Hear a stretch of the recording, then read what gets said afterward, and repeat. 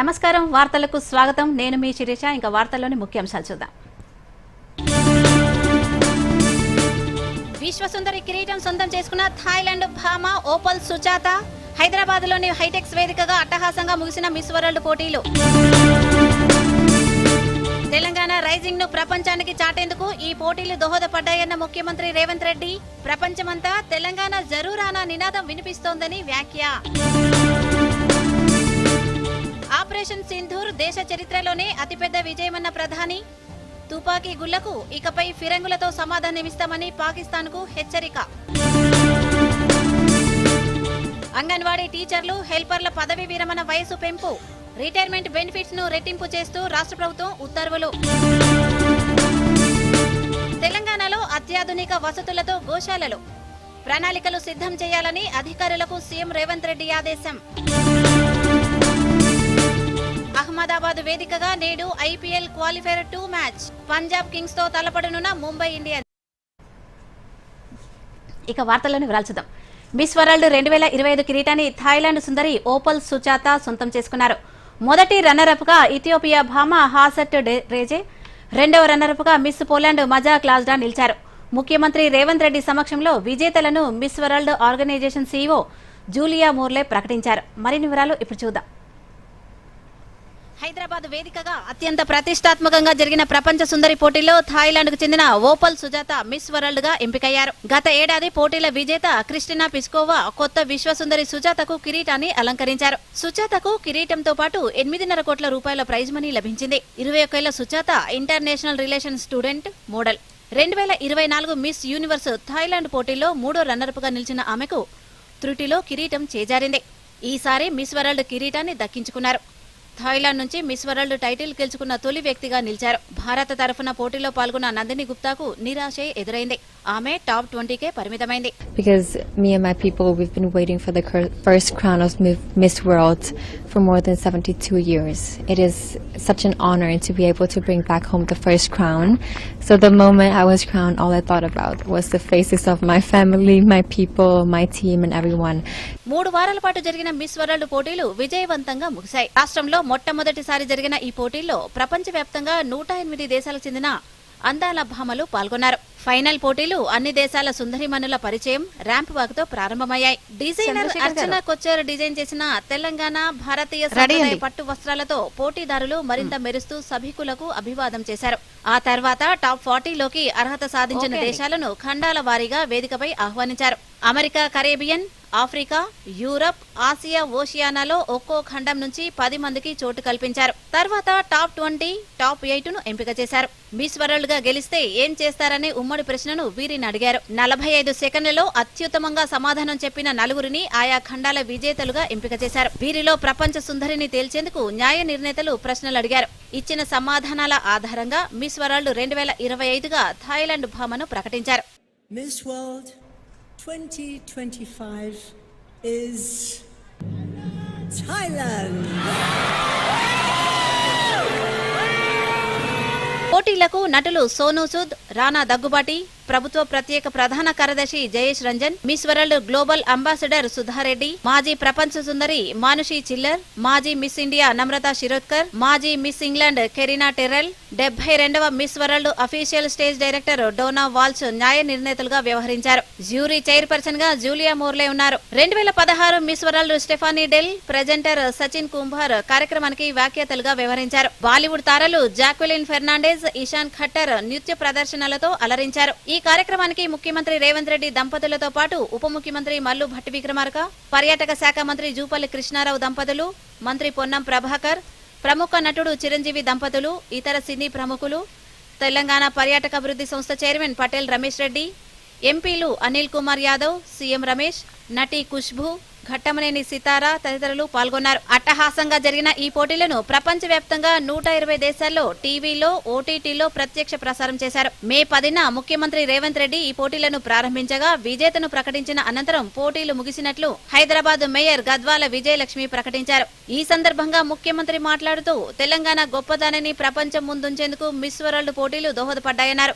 తెలంగాణ సంస్కృతిని, చరిత్రను, విలువలను గర్వంగా ప్రదర్శించామని, తెలంగాణ రైజింగ్ ను ప్రపంచానికి పరిచయం చేశామని పేర్కొన్నారు. 72వ మిస్ వరల్డ్ కిరీటాన్ని కైవసం చేసుకున్న ఓపల్ సుజాతను అభినందించారు. ఈ పోటీల్లో పాల్గొన్న ప్రతి ఒక్కరిలోనూ విజేతలున్నారని తెలిపారు. మిస్ వరల్డ్ పోటీలతో తెలంగాణ సాంస్కృతిక వైభవాన్ని, పర్యాటక ప్రదేశాలను ప్రపంచానికి చాటి చెప్పామని రాష్ట్ర పర్యాటక సాంస్కృతిక శాఖ మంత్రి జూపల్లి కృష్ణారావు అన్నారు. ముఖ్యమంత్రి రేవంత్ రెడ్డి దిశానిర్దేశంతో అత్యంత ప్రతిష్టాత్మక పోటీలను ఘనంగా నిర్వహించామన్నారు. ఈ పోటీలతో తెలంగాణలో పర్యాటకం పెరుగుతుందని, ప్రభుత్వంలోని అన్ని విభాగాలు సమగ్ర కార్యాచరణ సమన్వయంతో నిర్విరామంగా కృషి చేయడంతో ఇది విజయవంతమైందని ఒక ప్రకటనలో తెలిపారు.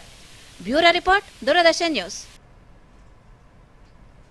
హైదరాబాద్లో అంగరంగ వైభవంగా జరిగిన ప్రపంచ సుందరి పోటీలో మిస్ థాయిలాండ్ ఓపల్ సుజాత 72వ మిస్ వరల్డ్ కిరీటాన్ని గెలుచుకున్నారు. సంప్రదాయం ప్రకారం గత సంవత్సరం మిస్ వరల్డ్ విజేతగా నిలిచిన పోలాండ్కు చెందిన క్రిస్టినా పిస్కోవా ఆమెకు కిరీటం అలంకరించారు. భారతదేశం నలుమూలల నుంచి అతిథులకు హైదరాబాద్ అద్భుతమైన ఆతిథ్యం ఇవ్వడంతో అందాల తారల పోటీల వేదిక అపురూప ఘట్టంగా నిలిచింది. దీనిపై దూరదర్శన్ ప్రతినిధి చంద్రశేఖర్ మరిన్ని వివరాలను అందిస్తారు. చంద్రశేఖర్, చెప్పండి, ప్రపంచ సుందరి పోటీల నిర్వహణ ఎలా సాగింది? ఇది హైదరాబాద్ వేదికగా 72వ ప్రపంచ సుందరి పోటీలు జరిగాయి. అయితే గత 3 వారాలుగా ఇక్కడ వివిధ దేశాలు దాదాపు 108 దేశాలకు చెందినటువంటి అందాల సుందరి మనులు ఇక్కడికి చేరుకున్నారు. వివిధ దశల్లో 3 వారాల పాటు వివిధ దశల్లో వారికి పోటీలు నిర్వహించారు.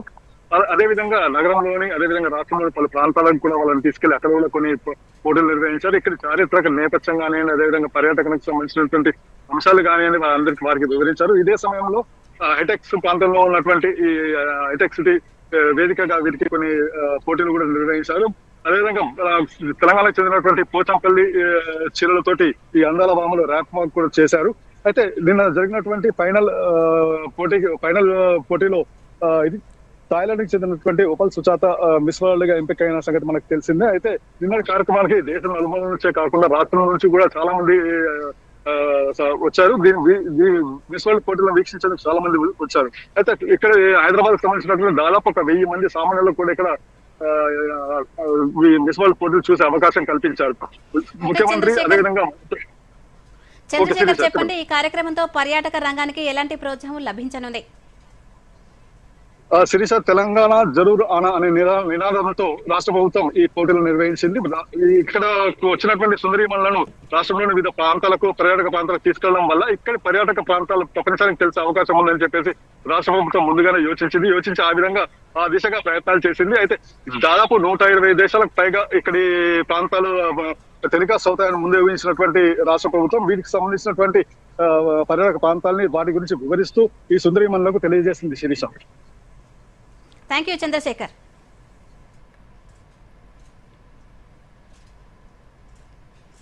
రాష్ట్రంలో అత్యాధునిక సౌకర్యాలతో గోశాలలు ఏర్పాటు చేసేందుకు పూర్తిస్థాయి ప్రణాళికలు సిద్ధం చేయాలని అధికారులను సీఎం రేవంత్ రెడ్డి ఆదేశించారు. గోశాలల ఏర్పాటుకు సంబంధించి కమిటీని ఏర్పాటు చేయాలని, నిర్ణీత గడువులోగా కమిటీ పూర్తిస్థాయి ప్రణాళికతో రావాలని ఆదేశించారు. రాష్ట్రంలో గోశాలల అభివృద్ధి, నిర్వహణ, సంరక్షణపై కమాండ్ కంట్రోల్ సెంటర్లో అధికారులతో సమీక్ష నిర్వహించిన ముఖ్యమంత్రి గో సంరక్షణ, నిర్వహణ సులువుగా ఉండేందుకు వీలుగా గోశాలల ఏర్పాటు ఉండాలని సూచించారు. మొదటి దశలో రాష్ట్రంలోని వెటర్నరీ యూనివర్సిటీ కళాశాలలు, అగ్రికల్చర్ యూనివర్సిటీ కళాశాలలు, దేవాలయాలకు సంబంధించిన భూముల్లో గోశాలలు ఏర్పాటు చేయాలన్నారు. ఇక గోశాలల ఏర్పాటు కోసం అందుబాటులో ఉన్న స్థలాలను గుర్తించాలని, కనీసం 50 ఎకరాల విస్తీర్ణానికి తగ్గకుండా గోశాలలు ఉండేలా చర్యలు తీసుకోవాలని తెలిపారు. ఇరుకు స్థలాల్లో బంధించినట్లు కాకుండా గోవులు వేతమేసేందుకు, స్వేచ్ఛగా తిరిగేందుకు వీలుగా ఉండేలా చర్యలు తీసుకోవాలని తెలిపారు. నిర్వహణ, సంరక్షణలో ధార్మిక సంస్థలను భాగస్వాములను చేసే అంశాన్ని పరిశీలించడంతో వీటికి సంబంధించిన పూర్తిస్థాయి బడ్జెట్ అంచనాలతో ప్రణాళికలు రూపొందించాలని సూచించారు. ఇక రంగారెడ్డి జిల్లా మోయినాబాద్ మండలం ఎంకెపల్లిలో ఏర్పాటు చేయనున్న గోశాలకు సంబంధించి పలు డిజైన్లను ఈ సందర్భంగా సీఎం పరిశీలించారు. షెడ్ల నిర్మాణం, ఇతర డిజైన్లలో పలు మార్పులను ముఖ్యమంత్రి సూచించారు. మరో 4-5 రోజుల్లోగా తుది మోడల్ను ప్రభుత్వం ఖరారు చేయనుంది.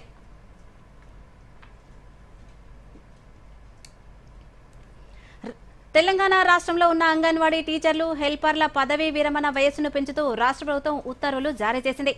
అలాగే రిటైర్మెంట్ బెనిఫిట్స్ ను కూడా పెంచింది. ఈ మేరకు అంగన్వాడీల రిటైర్మెంట్ బెనిఫిట్స్ పెంపుతో పాటు పదవీ విరమణ వయస్సు 65 ఏళ్లకు పెంచుతూ జీవో కూడా జారీ చేసింది.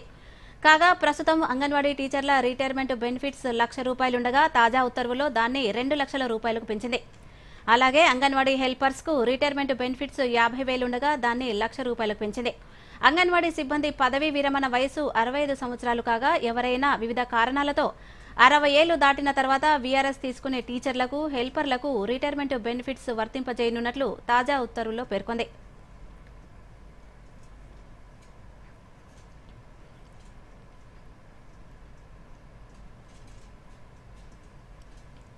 ఎస్సీ, ఎస్టీ, బీసీల సంక్షేమంతో పాటు రాజకీయ అధికారం కల్పించడానికి కాంగ్రెస్ చిత్తశుద్దితో ఉందని డిప్యూటీ సీఎం భట్టి విక్రమార్క తెలిపారు. భద్రాద్రి కొత్తగూడెం జిల్లా పాల్వంచలో జరుగుతున్న తెలంగాణ కాంగ్రెస్ ఆదివాసీ కార్యకర్తల సమ్మేళనంలో భట్టి విక్రమార్కతో పాటు మంత్రి పొంగులేటి శ్రీనివాసరెడ్డి, ఏఐసీసీ వ్యవహారాల incharge Meenakshi Natarajan, PCC chief Mahesh Kumar Goud, పలువురు ఎంపీలు, ఎమ్మెల్యేలు, సీనియర్ నేతలు పాల్గొన్నారు. ఈ సందర్భంగా భట్టి మాట్లాడుతూ వెనుకబడిన వర్గాల వారు తలెత్తుకొని ఆత్మగౌరవంతో బతకాలనేది కాంగ్రెస్ లక్ష్యమన్నారు. ఎస్సీ, ఎస్టీ, బీసీలను దృష్టిలో పెట్టుకునే కాంగ్రెస్ ప్రభుత్వం సంక్షేమ పథకాలను రూపొందిస్తోందని తెలిపారు.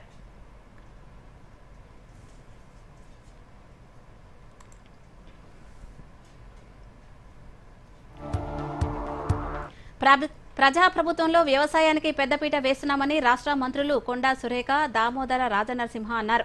ప్రభుత్వ పథకాలు అర్హులైన ప్రతి పేదవారికి అందేలా చూడాలని అధికారులను ఆదేశించారు. సంగారెడ్డి జిల్లా కలెక్టరేట్లో ఉమ్మడి మెదక్ జిల్లాలో ధాన్యం కొనుగోలు, వ్యవసాయం, వర్షాకాలం ముందస్తు ప్రణాళిక, ఇందిరమ్మ ఇల్లు, భూభారతి వంటి అంశాలపై మంత్రులు, అధికారులతో సమీక్షా సమావేశం నిర్వహించారు.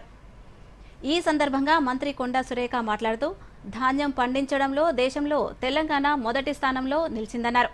సన్నాలకు బోనస్తో రైతులు మరింత ముందుకు వస్తున్నారన్నారు.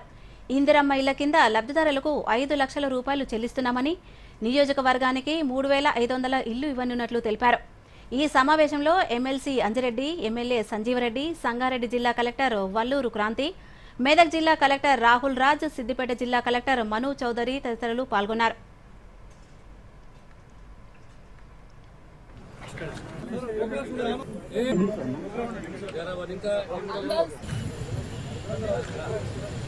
ఇంకా భూభారతి విషయంలో మనము సిసిఎల్ఏ నుంచి మీకు ఉన్నటువంటి ఆదేశాల ప్రకారం మీరు వెళ్తానే ఉన్నారు. వాటిలో ఉన్నటువంటి సమస్యలు కూడా ఎలా పరిష్కరించాలో మీరు పై అధికారుల ద్వారా తెలుసుకొని మరి దాన్ని పరిష్కరించాల్సిన అవసరం ఉన్నది. ఎందుకు అనంటే ధరణితోటి చాలా ప్రాబ్లమ్స్ ఉంటే మీకు అప్పుడు కలెక్టర్లకు కూడా సోమవారం నాడు మీరు గ్రీవెన్స్ పెట్టారు అంటే దాని 99% మీకు ధరణి అప్లికేషన్స్ వచ్చేటివి. ఈ రోజు మనం ఇచ్చినటువంటి ఈ భూభారతి ద్వారా చాలా ఈజీగా మీరు ప్రాబ్లమ్స్ సాల్వ్ అయ్యే విధంగా ఆ యొక్క పోర్టల్ ను మనం గవర్నమెంట్ ప్రిపేర్ చేయడం జరిగింది. మంత్రులు పూర్తి స్థాయిలో ఈ ఏ అంశాలు ధాన్యం కొనుగోలు కావచ్చు, భూభారతి, తర్వాత ఇందిరమ్మ ఇల్లు, వీటిపైన ఎక్కువ ఫోకస్గా ఉన్నట్టుగా మనకు సమాచారం ఉంది. కెమెరామెన్ శ్రీకాంత్, నాగేష్, దూరదర్శన్, సంగారెడ్డి. వార్తల్లో చిన్న విరామం తీసుకుందాం. ఈవేళ పార్టీ కావాలంతే. ముందు ఛాంపియన్ తో సెల్ఫీ తీసుకుందాం. ఐడియా, ఇక్కడే చేసుకుందాం పార్టీ. Pizza party. ఏది నీ కార్డు పిన్ను ఇయ్యి, నా కార్డ్ డీటెయిల్స్ స్వయంగా వేస్తాను. ఆర్బీఐ అంటుంది మీ పిన్, ఓటీపీ, సివివి లేదా ఇంటర్నెట్ బ్యాంకింగ్ పాస్వర్డ్ ఎవరితోనూ షేర్ చేసుకోకండి. ఆన్లైన్ బ్యాంకింగ్ మీ సొంత కంప్యూటర్, మొబైల్ ఇంకా సిక్యూర్ నెట్వర్క్ నుంచే చేయండి. By girls. ఎక్కడికి వెళ్తున్నావు? వినలేదా? No sharing. ఆర్బీఐ అంటుంది విషయాలు తెలుసుకోండి, జాగరూకంగా ఉండండి. వార్తలకు తిరిగి స్వాగతం. కేంద్ర మంత్రి పీయూష్ గోయల్ కు రాష్ట్ర వ్యవసాయ శాఖ మంత్రి తుమ్మల నాగేశ్వరరావు లేఖ రాశారు. దిగుమతి సుంకం తగ్గింపుతో ఆయిల్ ఫామ్ రైతులకు ఇబ్బందులు ఎదురవుతున్నాయని తెలిపారు. పామాయిల్పై దిగుమతి సుంకం నిర్ణయాన్ని పునఃసమీక్షించాలని కోరారు.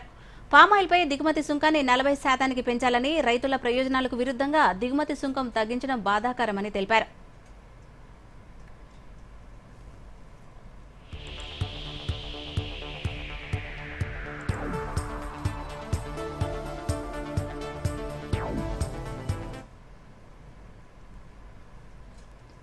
మరాఠా రాణి అహల్యాబాయి హోల్కర్ సుపరిపాలనకు ప్రతిరూపంగా నిలిచిందని మహబూబ్ నగర్ పార్లమెంటు సభ్యురాలు డీకే అరుణ తెలిపారు.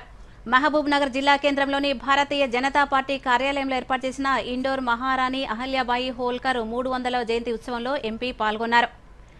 ఈ సందర్భంగా డీకే అరుణ మాట్లాడుతూ దేశవ్యాప్తంగా భారతీయ జనతా పార్టీ ఆధ్వర్యంలో 10 రోజుల పాటు అహల్యాబాయి జీవిత చరిత్రను, ధైర్య సాహసాలు, పరిపాలనా నేపథ్యాన్ని దేశ ప్రజలకు తెలియజేయాలనే ఉద్దేశంతో జయంతి ఉత్సవాలను నిర్వహిస్తున్నట్లు తెలిపారు. వందల సంవత్సరాల క్రితం నుంచి ఎంతో మంది వీర వనితలు దేశాన్ని, ధర్మాన్ని, సంస్కృతిని కాపాడేందుకు పోరాటం చేశారని తెలిపారు.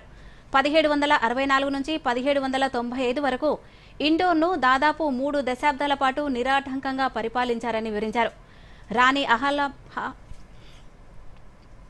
రాణి అహల్యాబాయి హోల్కర్ స్వయం వ్యక్తిత్వం, శక్తియుక్తులు, కార్యసాధన వంటివి ప్రతి ఒక్కరికి ఆదర్శం కావాలని సూచించారు.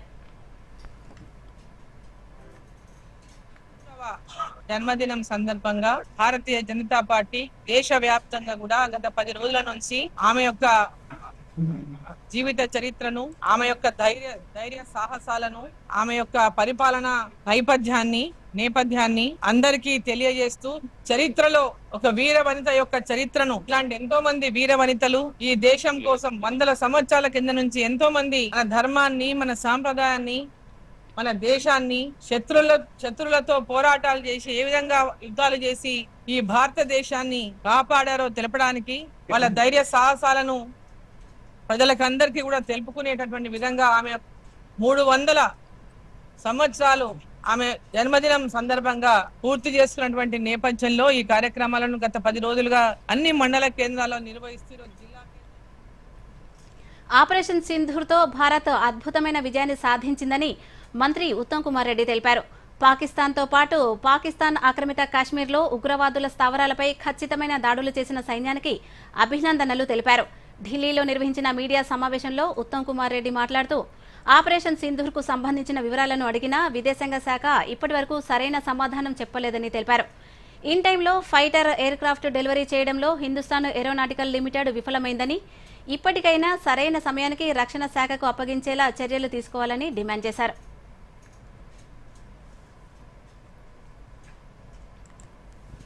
రాజీవ్ యువ వికాసం పథకం పేరును తెలంగాణ యువ వికాసంగా మార్చాలని బీఆర్ఎస్ ఎమ్మెల్సీ కవిత డిమాండ్ చేశారు. హైదరాబాద్లో నూతనంగా ప్రారంభించిన తెలంగాణ జాగృతి కార్యాలయంలో ఏర్పాటు చేసిన మీడియా సమావేశంలో కవిత మాట్లాడారు. నదుల అనుసంధానం, మనకచర్ల ప్రాజెక్టుల పేర్లతో తెలంగాణ నీటిని దోచుకునేందుకు కుట్రలు జరుగుతున్నాయని, వీటిపై ముఖ్యమంత్రి రేవంత్ రెడ్డి ఎందుకు మౌనంగా ఉంటున్నారో చెప్పాలని కవిత డిమాండ్ చేశారు. ముఖ్యమంత్రి రేవంత్ రెడ్డి ఇప్పటిదాకా ఒక్కసారి కూడా జై తెలంగాణ అని నినదించలేదని, తెలంగాణ ఆవిర్భావ దినోత్సవం రోజునైనా సీఎం రేవంత్ రెడ్డి జై తెలంగాణ అనాలని డిమాండ్ చేశారు. కాళేశ్వరం కమిషన్ నోటీసులు ఇవ్వడాన్ని కవిత తప్పుపట్టారు. ప్రభుత్వ తీరుకు నిరసనగా జూన్ 4న మహాధర్నా నిర్వహిస్తామని ప్రకటించారు. కేంద్ర బడ్జెట్లో తెలంగాణకు అన్యాయం జరిగినా బీజేపీ నేతలు మాట్లాడడం లేదని కవిత ఆరోపించారు.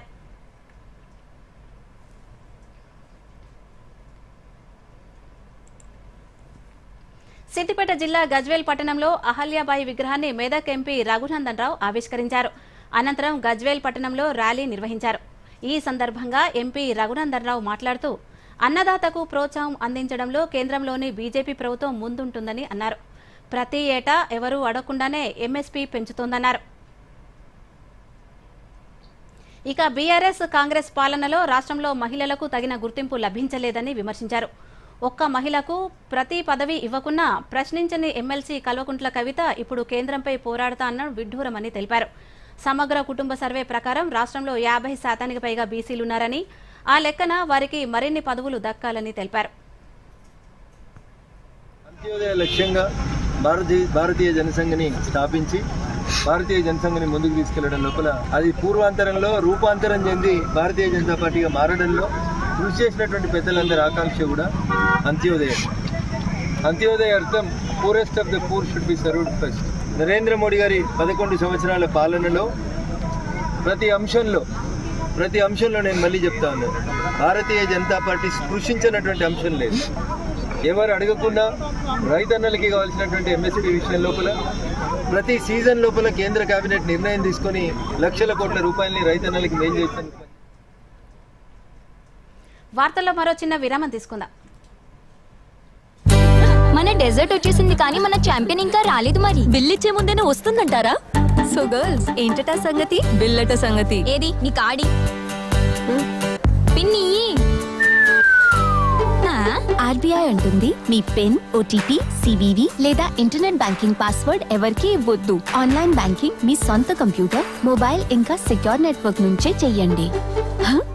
తినడం ఛాంపియన్షిప్ జరిగిందా? ఆర్బీఐ అంటుంది విషయాలు తెలుసుకోండి, జాగరూకంగా ఉండండి. వార్తలకు పునఃస్వాగతం.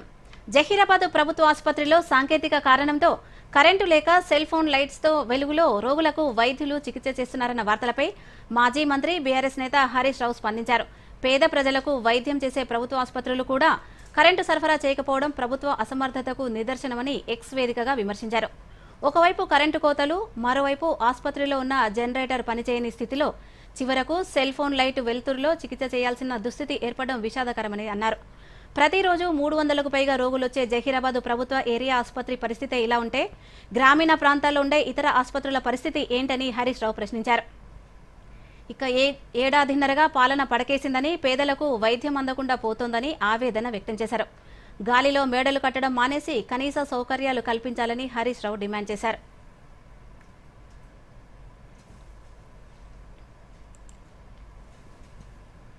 ప్రధానమంత్రి నరేంద్ర మోదీ 11 సంవత్సరాల పాలన విజయవంతం కావడం పట్ల జగిత్యాల జిల్లాకు చెందిన పలువురు హర్షం వ్యక్తం చేస్తున్నారు.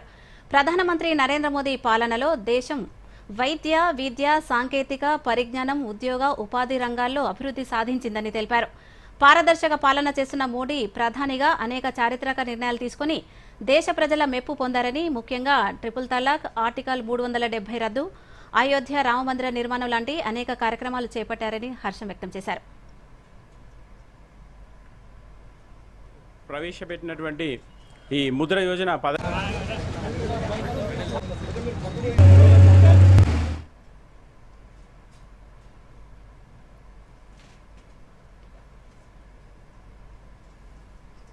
ఇక మహిళల అభివృద్ధికి పెద్దపీట వేస్తూ సుకన్య సమృద్ధి యోజన, బేటీ బచావో బేటీ పడావో, పోషణ్ అభియాన్ వంటి పథకాలు అమలు చేస్తున్నారని తెలిపారు. శబ్ద కాలుష్యానికి కారణమయ్యే మోడిఫైడ్ సైలెన్సర్లు ద్విచక్ర వాహనాలకు బిగించుకున్న వారిపై, వాటిని బిగించిన మెకానిక్లపై సైతం క్రిమినల్ కేసులు నమోదు చేస్తామని ఆదిలాబాద్ జిల్లా పోలీసులు హెచ్చరించారు. ట్రాఫిక్ పోలీసులు నెల రోజుల పాటు వాహనాల ప్రత్యేక తనిఖీలు నిర్వహించి అధిక శబ్దం వచ్చే మోడిఫైడ్ సైలెన్సర్లు బిగించుకున్న వాహనాలను గుర్తించి వాటిని స్వాధీనం చేసుకున్నారు. 160 సైలెన్సర్లను ఆదిలాబాద్ ట్రాఫిక్ పోలీస్ స్టేషన్ ముందు ఎస్పీ అఖిల్ మహాజన్, డీఎస్పీ జీవన్ రెడ్డిల సమక్షంలో రోలర్తో తొక్కించి ధ్వంసం చేయించారు.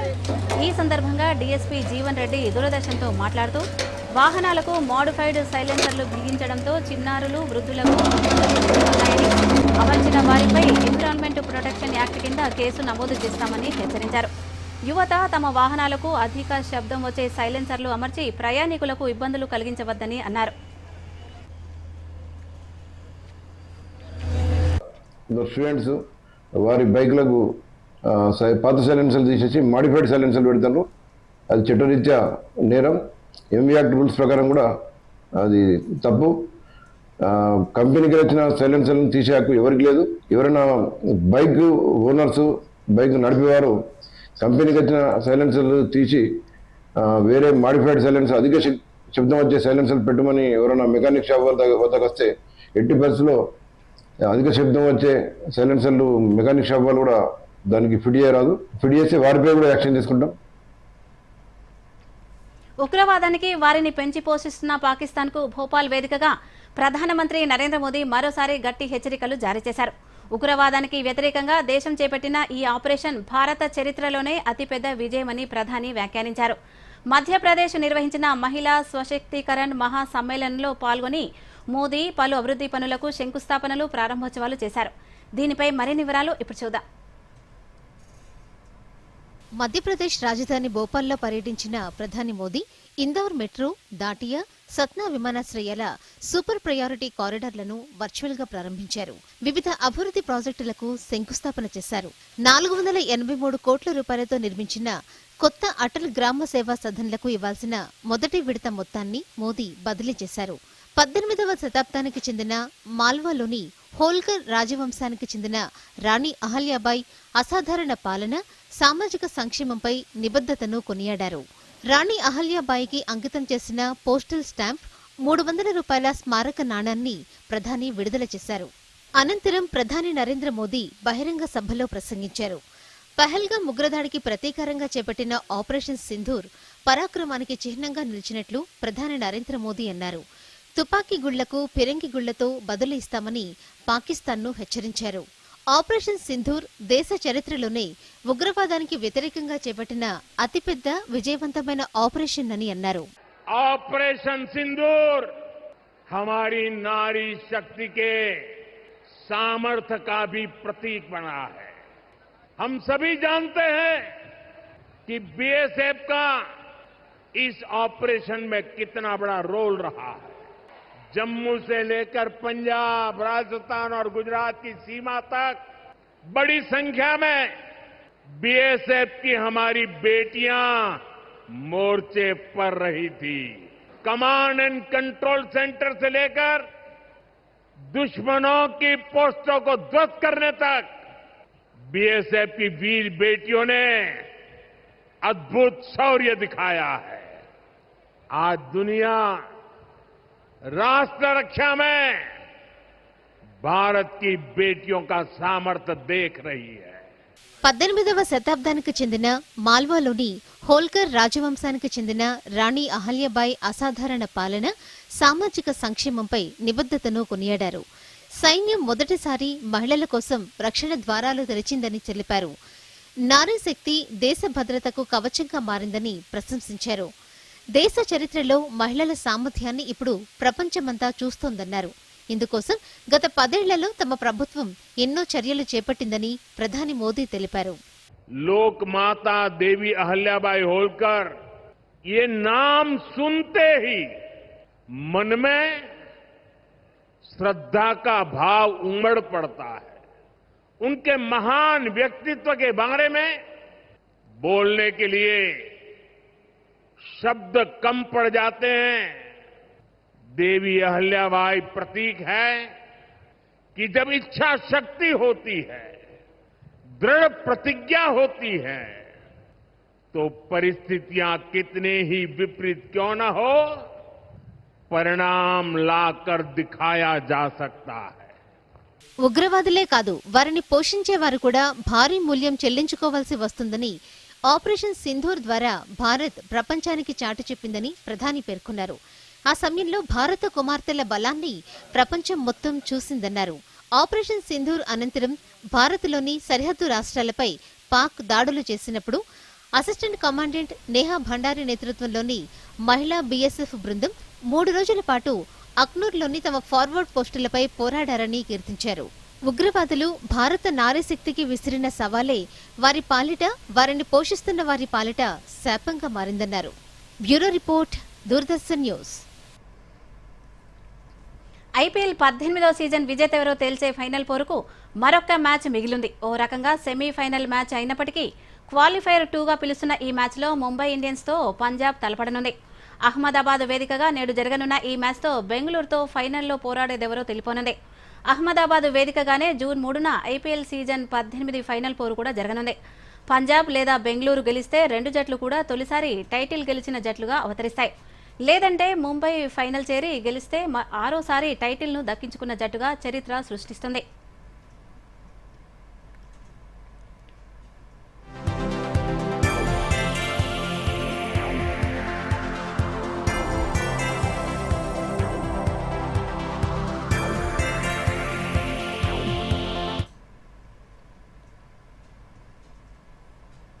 వార్తలు ముగించే ముందు ముఖ్యాంశాలు మరోసారి చూద్దాం. నమస్కారం.